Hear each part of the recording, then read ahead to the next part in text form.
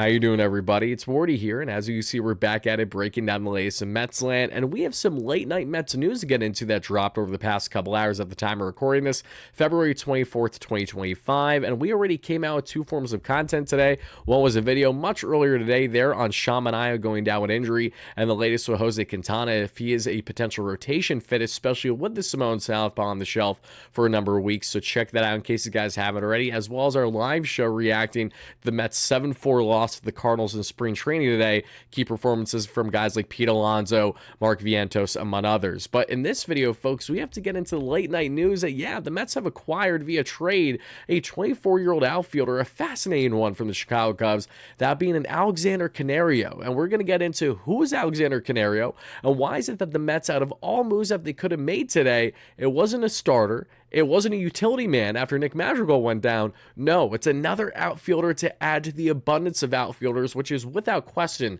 the position that the Mets have most comfortability in. Is this a precursor to another move? It very well could be. Let's react and deep dive it all, folks, because not only do we have Canario to get into, but also Jose Quintana again, because since the last time we spoke, things have changed on the Quintana front, and potentially for the better for Mets fans that want to see him land in Queens, or at least for fans that want to see him have a decision. It appears that him signing is imminent. It's just a matter of where. Thank you guys so much for smashing that like and subscribe on as you first chime in. If you guys already knew a bit about Alexander Canario, say you're really into the minor leagues or have watched his game the past couple of years with his cups of coffee at the major league level, let me know your initial reactions and thoughts down below. And shout out to our amazing sponsor at BetUS, folks, because they have you covered not only with all your sports betting needs, but also with all of your casino needs, folks. Get ready with the rush that comes with BetUS Casino. Generous promotions and tournaments make every play even more rewarding. Sign up now and experience the difference. Get your bonus 200% sign up bonus and $5,000 sign up bonus.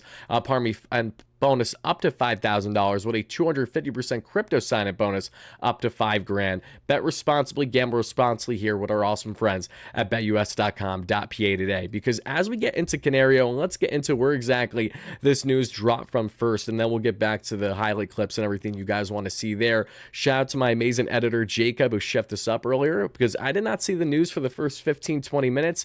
I checked my notifications. I was spammed and tagged into multiple things saying, oh, the Mets have acquired Canario, and I initially thought of a player from the Tampa Bay Rays, not the Chicago Cubs. So Canario, 24-year-old outfielder that the Mets acquired, first broken from guys like Jesse Rogers of ESPN that we saw for cash considerations. And right away, my initial reaction to this is, why are the Mets doing this? Why are we acquiring another outfielder? Because the Mets outfield depth right now consists of the following.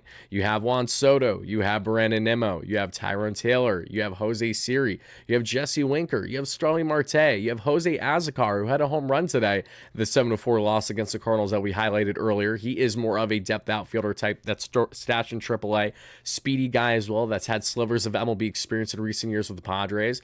The Mets have an abundance of outfield depth. So why would they go out of their way not only to acquire a player in Canario, but also a guy that doesn't even have any minor league options left, right? Because what does this mean? The Mets had to make a corresponding move. And Nick Madrigal was a corresponding move on the roster. Now, granted, Madrigal's on a split contract, so he's not guaranteed anything, at least at the major league level. But for the time being, he's placed on the 60-day IL after not only dislocating his shoulder yesterday in a throwing attempt on the first play he ever made this spring for the Mets, but ultimately a fracture on that shoulder and what appears to be already the end of Nick Madrigal's tenure in a Mets uniform. Very Zach Short-esque in how short the stint was, no pun intended, for two guys that are former Cubs infielders. And now we're talking about a former Cubs outfielder. And Canario, if you're going to bring him on to be a part of this roster, why exactly would you do this? And I think that is the great question here. And shout out to my guy Mike Mayer, as you guys can see right there. He says the former highly thought of prospect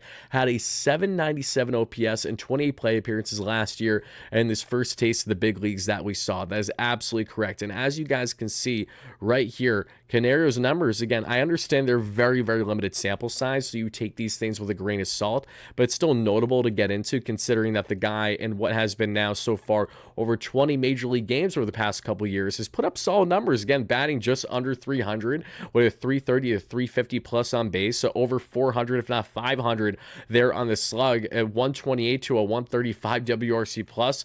Not complaining at all. And why did the Mets bring in someone like him? Well, I think there are two obvious reasons as to why they did this. And the most obvious one is it's the tryout. This feels like a elongated spring tryout for someone like Canario, who did not crack the Cubs roster. For people wondering why was that the case, why did he not fit there? Well, from some Cubs fans I saw just initially react to this news, they liked him, but felt like his options were fairly limited in the Cubs organization, and also felt like maybe he didn't hit his full potential at this point because of the limited opportunity with the Cubs. And when you look at the Mets, I don't see how he gets a greater opportunity here unless it's the following. He gets a heavy look this spring training, and by getting said heavy look could dictate what the Mets do with other pieces of the puzzle here. Maybe the Mets like Canario more than Jose Azocar and they part ways with him. I think that's not going to happen, though. I think the reality is that the Mets brought in someone like Canario to potentially impress this spring because it'll make it easier pill to swallow if they are able to find a proper suitor for Starling Marte. And the reason why I say this is Starling Marte was blunt with the media over the past couple weeks once spring training began, stating that both before the Mets acquired Juan Soto and after the Mets acquired Juan Soto, they've been actively trying to shop and part ways with Starling Marte. They feel that he can provide more to another team than what he provided the Mets right now in a very limited platoon DH role where he's getting no outfield reps as is. And Marte still has trade value. And if the Mets are going to eat the majority of the $20 million or so that he's owed in the final year of his contract, they could get a solid piece of return still potentially, whether that is a depth starter that maybe can help them right now, whether that is a reliever that could add some oomph into their bullpen, which is otherwise solid at the moment. There's avenues that the Mets can go down where they can get more creative. And for David Stearns, the man who's prided himself publicly, at least saying that we would like versatility and that utility position, okay, I understand that. But if we're talking about roster spots right now, this is yet another player that you have now acquired that has no minor league options. So either A, you're confident that even if you have to DFA him, that he's not going to be picked up anywhere. Maybe that's the case because this is the same Canario who was DFA'd this past week by the Cubs before ultimately being traded to the Mets. Maybe there is some concern that a team would consider picking him up or that you'd have to be forced to get into a trade scenario. Or is this really a situation where you want to give him an opportunity, see what he can do at the young age of 24, and if he really does impress, maybe that'll, again, lessen the blow of a guy like Starling Marte being dealt, and then the Mets maybe seek someone else in that platoon role in the DH. Maybe they do give Canario a little bit of a leash. Maybe they give someone else internally that we're not talking about a little bit of a leash, because let's be realistic. Just because you have a split DH doesn't mean that both players in the DH have to be outfielders. So there's a reality as well where the Mets could do this because maybe they want to further open the door for a guy like, I don't know, Brett Beatty. They want him on the roster, but maybe they want to get creative with maybe giving him some DH reps along with some utility reps coming in late game replacement. Maybe trying to give him more reps this spring as a shortstop. That way he can be somewhat of their backup shortstop, something along those lines. Again, I'm not entirely sure. That's what we're going to find out hopefully sooner rather than later as to why the Mets made this move. But it's telling that if you're going to acquire an outfielder like this who has the upside that he does, well, he's been hitting very well in AAA too. This is a guy that's hit every single level that he's been at, and he's been consistently getting better every single year. But the Mets don't make this move with a guy that has no minor league options unless they want to give him an extensive look while also maybe considering another move that is yet to happen at this point in time. So Mets fans, I'll leave it up to you guys to debate in the comments down below. What do you think makes most sense as to why the Mets brought in a guy like Canario? Was it just for the sake of giving him a look and then parting ways with him? Is this because you believe that's giving him a heavy look to potentially make a lesser of a blow to part ways with Starling Marte? Is it at all possible that the Mets could trade someone like a Tyrone Taylor that we're not even talking about right now because our guy here can play center field? So when you have Jose Siri and Tyrone already commanding that position, is this one of those things where you'd want to give him center field reps, or is it more on the ladder of what we were talking about previously, rather, with Marte? And I think it's more in that category than anything. I'm not sure why trading Taylor would make much sense, especially when it feels like you're only not completely downgrading. But again, even in this limited sample size, we know what we get from Tyrone Taylor.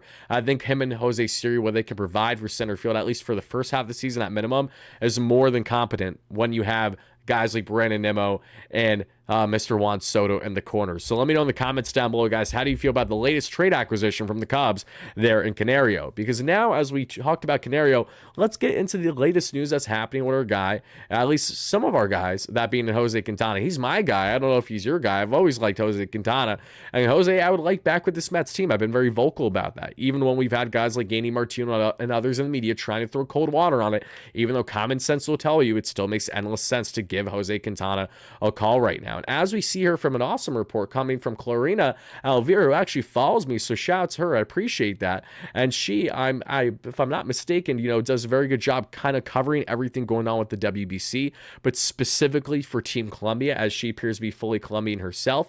And in this breakdown, which I've translated for you, she goes on to say that Jose Quintana is among pitchers that is actually not going to be eligible for Team Colombia. He was initially going to be playing for Team Colombia there for the qualifiers to get set for the 2026 WBC. This was going to be happening shortly, but that was retracted since then. And in the translation, it states that the reason as to why Quintana is not playing with Colombia anymore is because he has a contractual agreement with one of the 30 Major League Baseball teams. So what does that mean?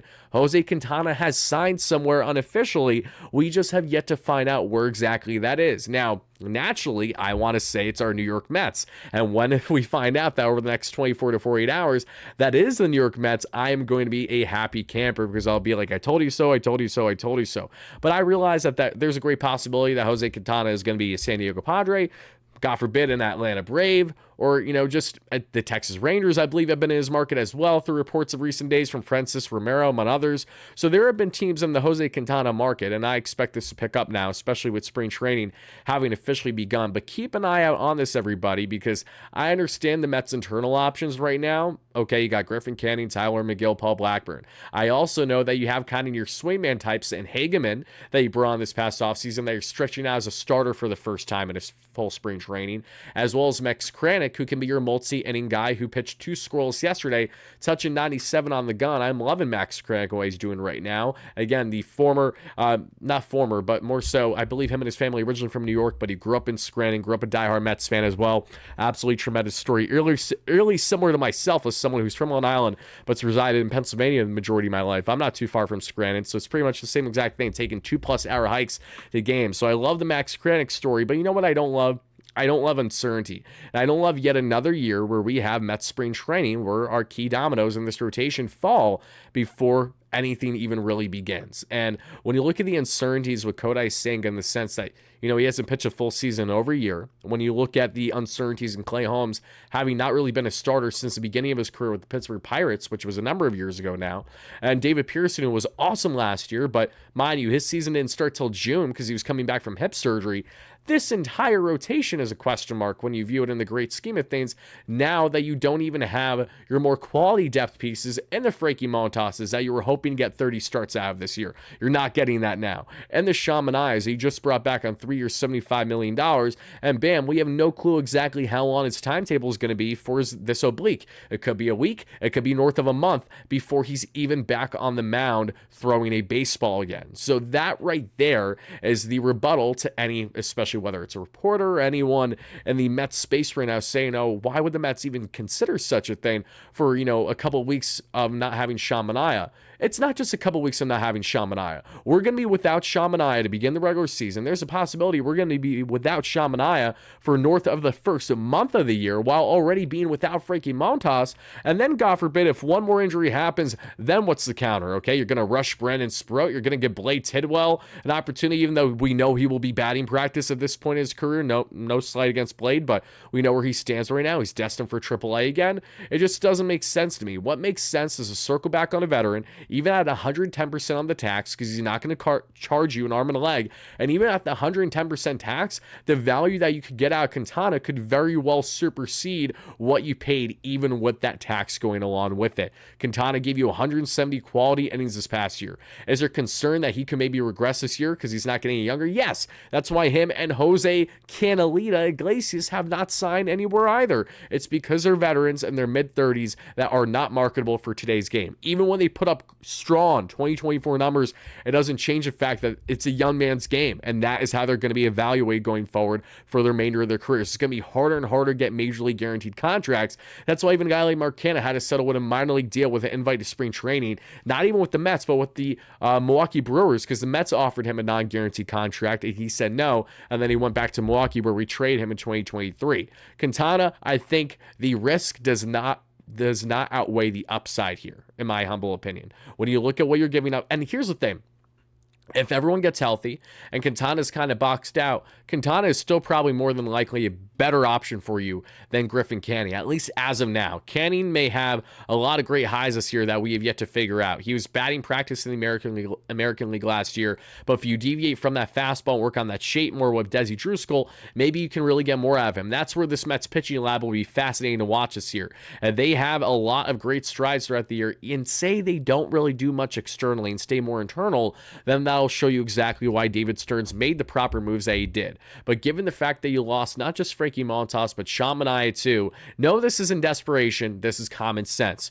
Go out and at least consider the guy that wants to return and would be comfortable returning. Here's the other thing. The Mets have a great opportunity to bring in a guy like Quintana, who will need a spring ramp-up, obviously, because he's a veteran, not getting any younger, but a guy that can come in and impact you in a way where I'm not exactly sure if any other free agent starting pitcher can right now, or swingman type, because Quintana has been here the past couple of years. He knows what to expect in Port St. Lucie. He knows what to expect with the lab. He knows everyone here. There's a lot of familiarity. It would be very different versus if the Mets went and sought someone externally that hasn't been a part of the organization. That's a harder transition to begin the year when you're finally starting to get the ramp-up going in spring training. All the more reason for Jose Quintana to be that guy if it is in fact going to be a player. So Jose Quintana, it appears he has signed. Is it with the Mets? Is it with the Padres? Is it with the Braves? Is it with the Rangers? Is it with someone we're not talking about? You guys let me know in the comments down below. But once we find out where he has landed, assuming that the Mets will have been connected up until the very end, we will cover that